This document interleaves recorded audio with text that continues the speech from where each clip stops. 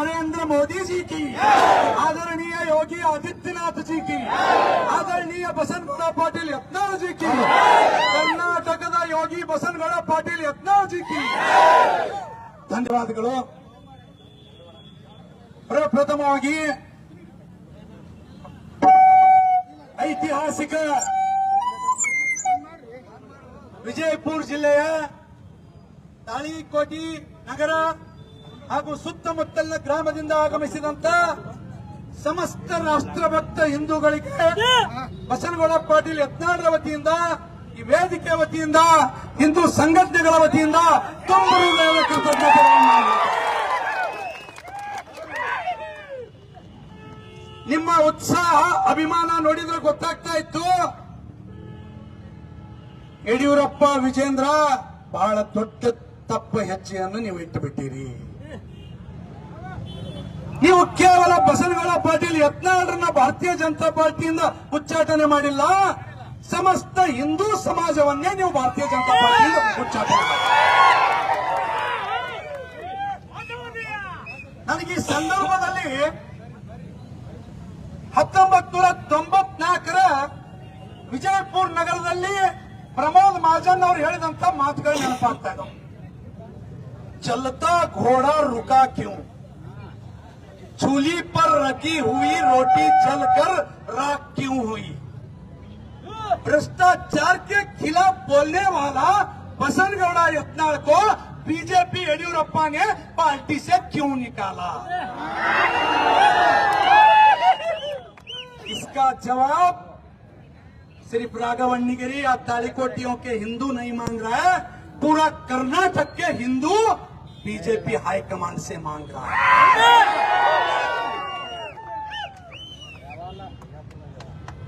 हमको गर्व है हम हिंदू हैं, हमको गर्व है हम नरेंद्र मोदी जी के अभिमानी हैं, हमको गर्व है हमको योगी आदित्यनाथ जी के हम लोग अभिमानी हैं, हमको गर्व है हम अमित शाह जी के अभिमानी हैं, हमको बहुत गर्व है हम भाजपा के अभिमानी हैं, हमको कर्नाटक वालों को और से और बहुत गर्व है हम यत्नाळ जी के अभिमानी हैं.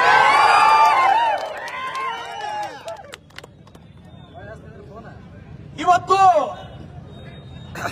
ಸ್ವಯಂ ಘೋಷಿತ ಕೆಲವು ನಾಯಕರುಗಳಿಗೆ ನಾನು ಹೇಳಿಕ್ಕೆ ಇಚ್ಛೆ ಪಡ್ತೀನಿ. ಒಂದ್ ನಿಮಿಷ ಯಾರೋ ದಂಗೆ ಹಾಕಬಾರ್ದಲ್ಲಿ, ಕೆಲವೊಂದು ಪ್ರಶ್ನೆಗಳನ್ನು ಅವ್ರಿಗೆ ಕೇಳಲಿಕ್ಕೆ ಇಚ್ಛೆ ಪಡ್ತೀನಿ. ಇವತ್ತು ಭಾರತದ ಲೋಕಸಭೆಯಲ್ಲಿ ವಕಫ್ ಅಮೆಂಡ್ಮೆಂಟ್ ಬಿಲ್ ಪಾಸ್ ಆಗ್ತಾ ಇದೆ.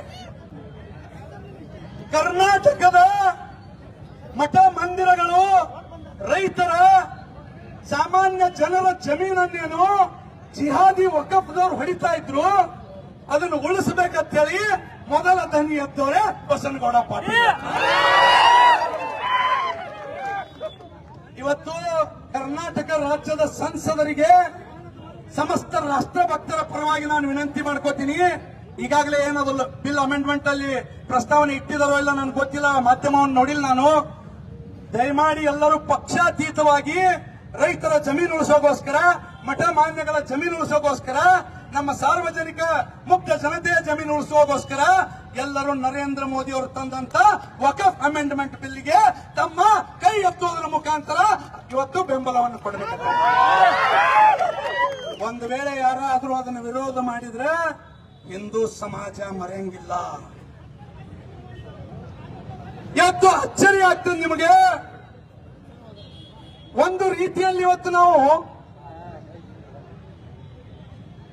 ಕುಟುಂಬ ರಾಜಕಾರಣ ಮಾಡುತ್ತಿರುವಂತಹ ಯಡಿಯೂರಪ್ಪ ವಿಜೇಂದ್ರಗ ನಾರೇ ವೈಯಕ್ತಿಕವಾಗಿ ಅಭಿನಂದನೆಗಳನ್ನ ಸಲ್ಲಿಸಬೇಕಾಗ್ತದೆ. ಯಾಕಂತ ಕೇಳ್ರಿ ಬೈಲ,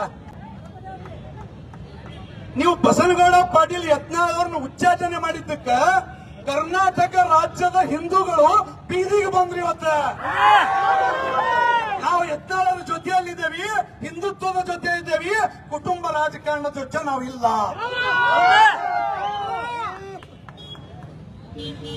ये सिर्फ तालीकोटी लोगों की आवाज नहीं है, ये पूरे कर्नाटक की हिंदू की एक भारतीय जनता पार्टी की कार्यकर्ता की आवाज है। बसनगौड़ा पाटिल यत्नाल जी को सेंट्रल हाईकमांड से हम गुजारिश करते हैं, स्टेट प्रेसिडेंट बनाइए। ಯಾಕೆ ನಾನು ಹಿಂದಿ ಒಳಗೆ ಮಾತಾಡ್ಲಿಕ್ಕೆ ಇವತ್ತು ಜಾಸ್ತಿ ಅಂದ್ರೆ ಮಾಧ್ಯಮದ ಮಿತ್ರರಿದ್ದಾರೆ. ಯಡಿಯೂರಪ್ಪನ ಕಿವಿಗೆ, ವಿಜೇಂದ್ರ ಕಿವಿಗೆ, ರಾಜ್ಯದ ಸ್ವಯಂ ಘೋಷಿತ ನಾಯಕರ ಕಿವಿಗೆ ನನ್ನ ಮಾತು ಮುಟ್ಸೋ ಜರುರತ್ತಿಲ್ಲ ನನಗೆ. ಸಮಸ್ತ ಹಿಂದೂಗಳ ಮಾತನ್ನ, ರಾಷ್ಟ್ರಭಕ್ತರ ಮಾತನ್ನ ಸೆಂಟ್ರಲ್ ಬಿಜೆಪಿ ಅವರಿಗೆ ಮುಟ್ಸೋಗೋಸ್ಕರ ಎಲ್ಲಾ ರಾಷ್ಟ್ರಭಕ್ತ ಹಿಂದೂಗಳು ಇಲ್ಲಿ ಸೇರಿದೆ.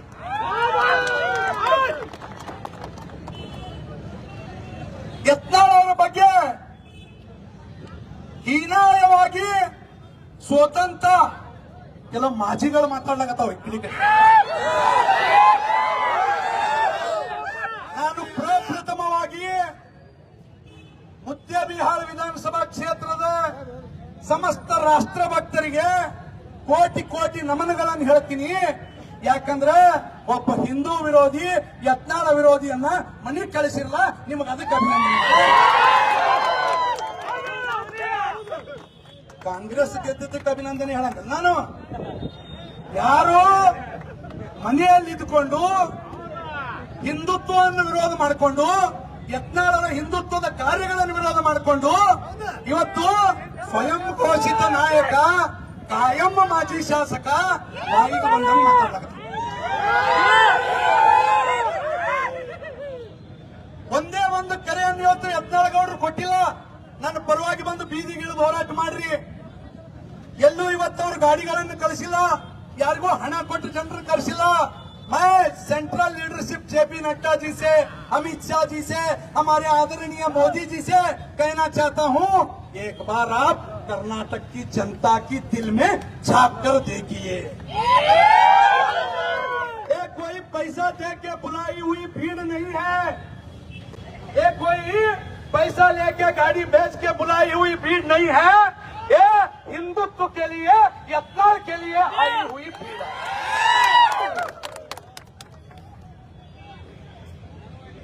ಇದರ ಬಗ್ಗೆ ನಾವು ಇವತ್ತು ಮನವರಿಕೆ ಮಾಡಿಕೊಡುವಂತ ಕೆಲಸವನ್ನು ನಾವು ನೀವೆಲ್ಲ ರಾಷ್ಟ್ರ ಭಕ್ತರು ಮಾಡಬೇಕಾಗಿದೆ. ಈ ಸಂದರ್ಭದಲ್ಲಿ ನಿಮಗೆ ಇನ್ನೊಂದು ಅಭಿನಂದನೆಗಳು, ಕೃತಜ್ಞತೆಗಳನ್ನು ನಾನು ಹೇಳಲೇಬೇಕು. ಯಾಕಂದ್ರೆ ಇಲ್ಲಿ ನೋಡಿದ್ರೆ ಇಷ್ಟೊಂದು ಸಿಸ್ಟಮೆಟಿಕ್ ಆಗಿ ನೀವೆಲ್ಲ ಒಂದು ಭವ್ಯ ಒಂದು ಪ್ರತಿಭಟನಾ ಮೆರವಣಿಗೆಯನ್ನು ಇವತ್ತು ಮಾಡಿದ್ರಿ. ನಮಗೂ ಕೂಡ ಒಳ್ಳೆಯ ವಾಕಿಂಗ್ ಅನ್ನು ಕೂಡ ಈ ಮೆರವಣಿಗೆಯನ್ನು ಮಾಡಿಸಿದ್ರಿ. ಯಾಕಂದ್ರೆ ಬೆಳಗಿನ ಜಾವದಲ್ಲಿ ನಾವು ವಾಕಿಂಗ್ ಮಾಡ್ತಿದ್ದೀವಿ. ಇವತ್ತು ನನಗೆ ಗೊತ್ತಿತ್ತು, ತಾಳೆಕೋಟಿ ಗಂಡ ಮೆಟ್ಟಿ ನಾಡಿಗೆ ಹೊಂಟಿವಿ. ಸೂರ್ಯನಾರಾಯಣನ ಮಧ್ಯದಲ್ಲಿ, ರಾಷ್ಟ್ರಭಕ್ತ ಹಿಂದೂಗಳ ಮಧ್ಯದಲ್ಲಿ ನಾನು ಇವತ್ತು ವಾಕಿಂಗ್ ಅಲ್ಲ, ಜಾಗೃತಿ ನಡಿಗೆಯನ್ನು ನಾನು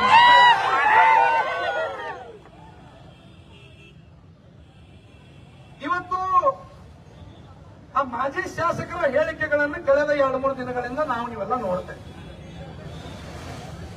ತಾಕತ್ತಿದ್ರೆ 1 ಲಕ್ಷ ಜನರನ್ನು ಕೂಡಿಸಿ ತೋರಿಸ್ತೀವಿ. ಯತ್ನಾಳ 1 ಲಕ್ಷ ಕೂಡಿಸುವಂತ ನಾಯಕ ಯತ್ನಾಳಲ್ಲ. ಏನ್ರೆ ಮಾತಾಡೋದಿದ್ರೆ 50 ಲಕ್ಷ ಜನರ ಮೇಲೆ ನೀವು ಮಾತಾಡ. 1,50,000 ನೀನು ಯಡಿಯೂರಪ್ಪ ವಿಜೇಂದ್ರ ಕುಡ್ಸೋತ್ ಹೋರಿ. ಸಮಸ್ತ ಹಿಂದೂಗಳು ಜಾಗೃತ ಆಗಿದ್ದಾರೆ. ಕರಾವಳಿ, ಮಂಗಳೂರು, ದಕ್ಷಿಣ ಕನ್ನಡ, ಕಲ್ಯಾಣ ಕರ್ನಾಟಕ, ಕಿತ್ತೂರು ಕರ್ನಾಟಕ, ಉತ್ತರ ಕರ್ನಾಟಕ, ಬೆಂಗಳೂರು, ಚಾಮರಾಜನಗರದಿಂದ ಬೀದರ್ವರೆಗೆ ಇವತ್ತು ಜನತೆ ಹಿಂದುತ್ವವಾದಿಗಳು ರಸ್ತೆ ಮೇಲೆ ಯಾಕೆ ಹಿಡಿದಿದ್ದಾರೆ ಅಂದ್ರೆ, ಒಬ್ಬ ಅಪ್ಪಟ ಹಿಂದುತ್ವವಾದಿಯನ್ನ, ಗೋಮಾತೆಯ ರಕ್ಷಕನನ್ನ ಅಪ್ಪ ಮಗ ಕೂಡಿ ಹೊರಗೆ ಹಾಕಿದ್ದಕ್ಕೆ ಇವತ್ತು ನಾನು ಅವ್ರಿಗೆ ಇಷ್ಟೇ ಕೇಳಲಿಕ್ಕೆ ಇಚ್ಛೆ ಪಡ್ತೀನಿ. ಯಡಿಯೂರಪ್ಪನ ಮಗ ಅನ್ನೋದು ಬಿಟ್ಟರೆ ಮತ್ತೆ ಕ್ವಾಲಿಫಿಕೇಶನ್ ನಿನ್ನ ಹತ್ರ ಇದೆ, ಏನಾದ್ರೂ ಇದೆ ಅಲ್ರಿ?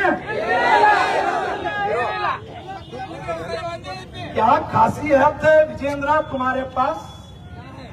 हमारे राष्ट्रीय अध्यक्ष जेपी नड्डा कहते हैं परिवारवाद को बीजेपी कभी सहन नहीं कर सकती. वो कहते हैं आगे जाके फारूक अब्दुल्ला के बाद उमर अब्दुल्ला, मुफ्ती मोहम्मद के बाद महबूबा मुफ्ती, ಏನಿಲ್ಲ ಅದೇನು ತಲೆಗೆಡಿಸಬೇಡ.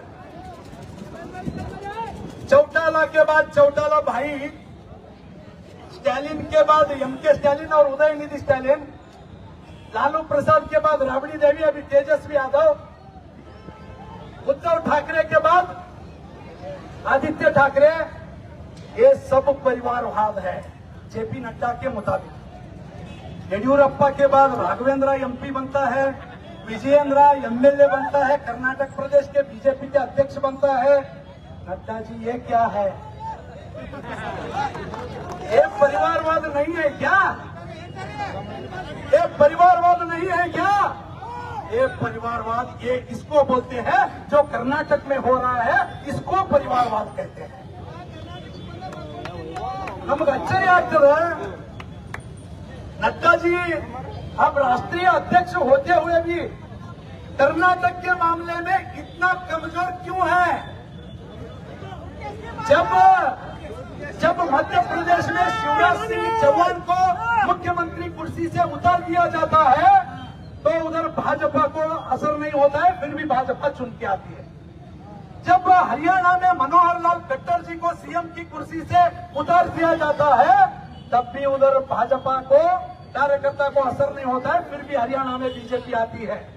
और ऐसे कई राज्य है, मैं उदाहरण दे सकता हूं।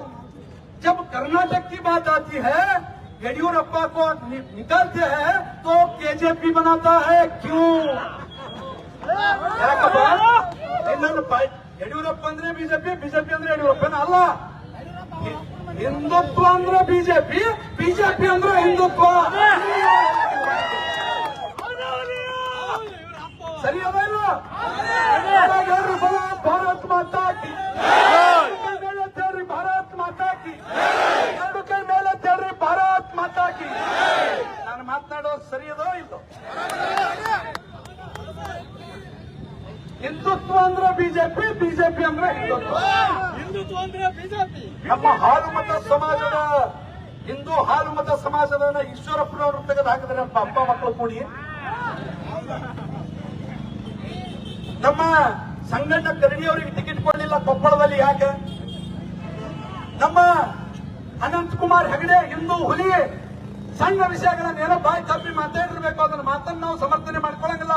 ನಮಗೆ ಬಾಬಾ ಸಾಹೇಬ್ ಅಂಬೇಡ್ಕರ್ ಅವರು ಮುಖ್ಯ, ನಾವು ಬಾಬಾ ಸಾಹೇಬ್ ಅಂಬೇಡ್ಕರ್ ಅವರ ಸಂವಿಧಾನದ ಅಡಿಯಲ್ಲಿ ಕೆಲಸ ಮಾಡ್ತೀವಿ।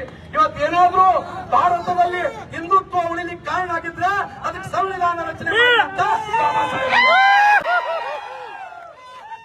ಅವರ ಪಾದಗಳಿಗೆ ಕೋಟಿ ಕೋಟಿ ನಮನನ್ನು ವಿರೋಧಿಸಿ ತಾಳಿಕೋಟೆ ತಾಲೂಕಿನ ಸುತ್ತಮುತ್ತಲಿನ ಗ್ರಾಮಗಳಿಂದ ಆಗಮಿಸಿರ್ತಕ್ಕಂಥ ಯಾವತ್ತು ಬಸನಗೌಡ ಪಾಟೀಲ್ ಯತ್ನಾಳರ ಅಭಿಮಾನಿ ಬಂಧುಗಳಿದ್ದವರೇ, ಈ ಕಾರ್ಯಕ್ರಮದಲ್ಲಿ ಉಪಸ್ಥಿತಕ್ಕಂಥ ಬಸನಗೌಡ ಪಾಟೀಲ್ ಯತ್ನಾಳವರ ಎಲ್ಲ ಅಭಿಮಾನಿ ಬಂಧುಗಳೇ ಹಾಗೂ ಪತ್ರಕರ್ತ ಮಿತ್ರರು, ಬಹಳ ಟೈಮ್ ಆಗೈತಿ, ಬಹಳ ಬಿಸಿಲಾಗೈತಿ ಅಂತ ಹೇಳಿ ನಾವು ಅಲ್ಲಿ ಅಂದ್ರು ಕಾಶಿನಾಥ್ ಮುರಾಳ್ ಅನ್ನೋರು ಎರಡು ಮಾತು ಹೇಳ್ರಿ ಅಂತಾರ।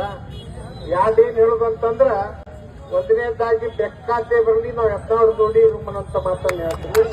ಎರಡನೇದಾಗಿ ಯತ್ನಾಳ್ ನೋಡ್ರಿ ಚಲೋ ಆದ್ರೆ ನಮ್ಗೆ ಚಲೋ ಆಗಲಿ, ಅವ್ರು ಸುಮಾರಾದ್ರೆ ನಮಗೂ ಚಲೋ ಆಗಲಿ, ಸುಮಾರು ಆಗಲಿ ಅಂತ ಮಾತನ್ನ ಈ ಸಂದರ್ಭದಲ್ಲಿ ಜೊತೆಗೆ ಈ ಒಂದು ಕಾರ್ಯಕ್ರಮದಲ್ಲಿ ಮಾತನಾಡೋದಕ್ಕಿಂತ ಒಂದು ಮಾತನ್ನ ಈ ಸಂದರ್ಭದಲ್ಲಿ ಹೇಳ್ತೀನಿ ನಾವು ಏನಂತಂದ್ರ, ಆ ಮಾಜಿ ಶಾಸಕ ನಗಳ್ಳಿ ನನ್ನ ಮ್ಯಾಲಿ ಒಂದು ಎಫ್ಐಆರ್ ಮಾಡ್ರಿ ಅಂತ ಹೇಳಿ SP ಒಂದು ಲೆಟರ್ ಕೊಟ್ಟಾಗ, ಈಗ ವಾಟ್ಸಪ್ ಒಂದೈತಿ ಓದ್ಕೊತ ನಾ ಹಿಂದೆ ನಿಂತಿದ್ದೆ। ನಗಳ್ಳಿಯವರ ಇದು ಒಂದಲ್ಲ, ಇಂಥವ್ 100 ಎಫ್ಐಆರ್ ಮಾಡಿಸುವ ಅಂಜಿಮಗ ಅಲ್ಲ ನಾನು। ನನ್ನ 53 ವರ್ಷದಾಗ ನನ್ನ ಇತಿಹಾಸದಾಗ ನನ್ನ ಮ್ಯಾಲ ಒಂದು ಕಂಪ್ಲೇಂಟ್ ಇದ್ದಿದ್ದಿಲ್ಲ। ನಾ ಜಿಲ್ಲಾ ಪಂಚಾಯತಿ ಉಪಾಧ್ಯಕ್ಷ ಆಗಿದ್ದು ನೋಡಲಾರ್ದಕ್ಕ 2 ವರ್ಷ ಹೈಕೋರ್ಟ್ಗೆ ಅಡ್ಡ ನೀವು ಕೇಸ್ ಗೆದ್ಕೊಂಡ್ ಬಂದಿರೋದಂತ ಮಾತನ್ನ ಈ ಸಂದರ್ಭದಲ್ಲಿ ಹೇಳ್ತೀನಿ। ಮುಂದೆ 100 ಕೇಸ್ ಹಾಕಿದ್ರು ನಾ ಗೆದ್ದಿದ್ದೀನಿ ಅಂತ ತಾಕತ್ತೈತಿ ಅಂತೇಳಿ ಸವಾಲ್ ಹಾಕ್ತೀನಿ। ಇಲ್ಲಿನೂ ಬಹಳ ಮಂದಿನಾಗಿ ಟಾರ್ಗೆಟ್ ಮಾಡ್ಯಾರ, ನೀವು ಫೋನ್ ಬರಾಕತ್ತೇವ, ಏನಂತ ಫೋನ್ ಬರಾಕತ್ತೇವ ಅಂದ್ರೆ ಆ ಕಾರ್ಯಕ್ರಮಕ್ಕೆ ಹೋಗ್ಬಾಡ್ರಿ ಅಂತೇಳಿ ಬಹಳ ಮಂದಿ ಫೋನ್ ಬಂದಾವಿದ್ವಿ। ಅದಕ್ಕೆ ಏನು ನಾಟಕ ಮಾಡ್ತೀವಿ, ನಾಟಕಕ್ಕೆ ನಾವು ಹಂಚು ಮಂದಿ ಎಲ್ಲ ಎತ್ತಾವ ನೋಡ್ರಿ ಗಂಡಸರು ಹತ್ತಿದಾರಂತ ಮಾತನ್ನ ಈ ಸಂದರ್ಭದಲ್ಲಿ ಹೇಳಿ, ನಿನ್ನೆ ಒಂದು ವಿಡಿಯೋ ಕ್ಲಿಪ್ ಬಂತು ಏನಂತಂದ್ರ, Jnanayogi Siddheshwara Swamiji multi speciality hospital ಮಾಡಿದ್ರೆ 55 ಕೋಟಿ ರೂಪಾಯಿ ಅವ್ಯವಹಾರ ಆಗಿರುತ್ತೆ। ಯಾರು ಸರ್ಕಾರದಿಂದ ತಂದು ಮಾಡಿ ಯತ್ನಾಳಗೌಡ ಸ್ವಂತ ಸೂರದಲ್ಲ ಏನಾರ ಸಿದ್ದೇಶ್ವರ ಸ್ವಾಮಿಗಳು ಜೀವಂತಿರಾಗಾಗಿ ಅವ್ರ ಹೆಸರಿಟ್ಟು ಮಾಡಿದ ಗಣಮಗ ಯಾರ ಇದ್ರೆ ಬಸವಗಳ ಪಾಟೀಲ್ ಯತ್ನಾಳ್ ಒಬ್ಬರೇ ನೀವ್ ಯಾವಾಗ ಮಾಡ್ರಿಪ್ಪ ಹೇಳ್ರಿ ನಮಗ ನೀವೇನಾದ್ರು ಮಾಡಿಕೊಂಡು ಜರ ತಿಳಿಸ್ರಪ್ಪ ನಮಗ. ಒಂದು 11 ವರ್ಷದ ಶಿವಕುಮಾರ ಸ್ವಾಮಿಗಳು ಸಿದ್ಧಗಂಗಾ ಮಠದವ್ರನ್ನ ಕರ್ಕೊಂಡ್ ಬಂದು ದವಾಖಾನೆ ಮಾಡ್ತೀನಿ ಅಂತ ರಿಸಾರ್ಟ್ ಮಾಡ್ಕೊಂಡಲ್ವ ನಾಚಿಗೆ ಬರ್ಬೇಕು ನಿನಗಂತ ಮಾತನ್ನ ನಿನ್ನ ಕೇಸುಗಳಿಗೆ ನಾವು ಹೆದರುವುದಿಲ್ಲ ಬೆದರುವುದಿಲ್ಲ. ನಾವು ಯತ್ನಾಳಗಳು ಗಂಡಸರ ಅಭಿಮಾನಿಗಳಿದ್ದೀವಿ, ಬೇಕಾದ ಮಾಡೋಣಂತ ಸವಾಲನ್ನು ಹಾಕಿ ಆಗಮಿಸಿರ್ತಕ್ಕಂಥ ತಾಳಿಕೋಟಿ ನಗರದ ಗುರು ಹಿರಿಯರಿಗೆ ಸುತ್ತಮುತ್ತಲಿನ ಎಲ್ಲ ಗುರು ಹಿರಿಯರಿಗೆ ಅನಂತ ಕೋಟಿ ಪ್ರಣಾಮಗಳನ್ನು ಸಲ್ಲಿಸಿ ನನ್ನ ಮಾತನ್ನು ಮುಗಿಸ್ತೀನಿ. ಬೋಲೋ ಭಾರತ್ ಮಾತಾ ಕಿ. ಈ ಒಂದು ಕಾರ್ಯಕ್ರಮ ಮುಗಿದ ಮೇಲೆ ಮಯೂರ್ ಪಾಟೀಲ್ ಅವರು ಊಟದ ವ್ಯವಸ್ಥೆಯನ್ನು ಮಾಡ್ಯಾರ. ಎಲ್ಲರಿಗೂ ಪ್ರಸಾದವನ್ನು ತೆಗೆದುಕೊಂಡು ಹೋಗ್ಬೇಕು, ನಾವು ಅಲ್ಲಿಗೆ ಪ್ರಸಾದಕ್ಕೆ ಬರ್ತೀವಿ ಅಂತ ಮಾತನ್ನ ಈ ಸಂದರ್ಭದಲ್ಲಿ ಹೇಳ್ತೀನಿ. ಈಗ ನಮ್ಮ ಅಣ್ಣವ್ರು ಮಾತಾಡ್ತಾರೆ.